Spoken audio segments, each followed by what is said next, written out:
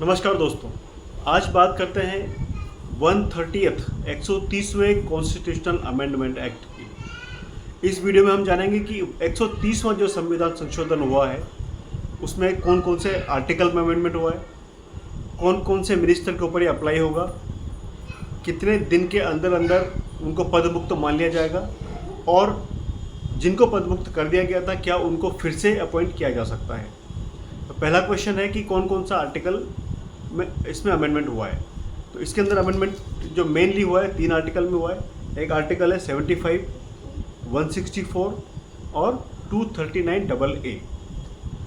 कौन कौन से मिनिस्टर इसमें कवर होंगे? इसमें कवर होंगे चाहे प्रधानमंत्री हो, चाहे राज्य का मुख्यमंत्री हो या कोई और मंत्री हो, उन्हीं के ऊपर ये लागू होगा। अब बात आती है कि कब से ये दिन गिने जाएंगे कि वो पद मुक्त हो जाए। इसका प्रावधान ये है कि जब भी ऐसा मंत्री हो या मुख्यमंत्री हो या प्रधानमंत्री हो जिनके ऊपर भारत के किसी भी कानून के उल्लंघन का जिसमें 5 वर्ष से ज़्यादा की सज़ा का प्रावधान हो, वो अपराध करने का अगर आरोप है तब ये प्रोविज़न लागू होगा। मैं फिर से रिपीट कर रहा हूँ, अगर किसी भी मुख्यमंत्री, प्रधानमंत्री या मंत्री के ऊपर आरोप लगता है कि उसने ऐसा अपराध किया है जो कि भारत में 5 वर्ष से ज़्यादा की अवधि के लिए दंडनीय है, तो उस दशा में वो अधिकतम 30 दिन के लिए अपने पद पर रह सकता है।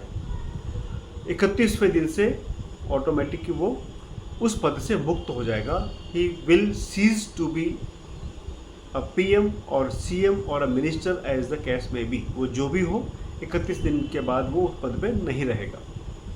अब प्रश्न ये उठता है कि जो पद मुक्त हो गया क्या उनको पुनः अपॉइंट किया जा सकता है? जी हाँ, अगर उनके रिलीज़ हो जाती है, अगर उनको अरेस्ट और डिटेंशन से अगर उनको मुक्त कर दिया जाता है, रिलीज़ कर दिया जाता है, तो उनको फिर से अपॉइंट किया जा सकता है। यहाँ एक बात ध्यान रखने की ये है कि ऐसे मामलों में केवल अरेस्ट और डिटेंशन पर्याप्त है।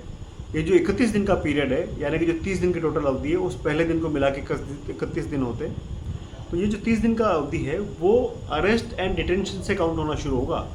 इसमें कन्विक्शन से कोई लेना देना नहीं है, दोष सिद्ध होना आवश्यक नहीं है।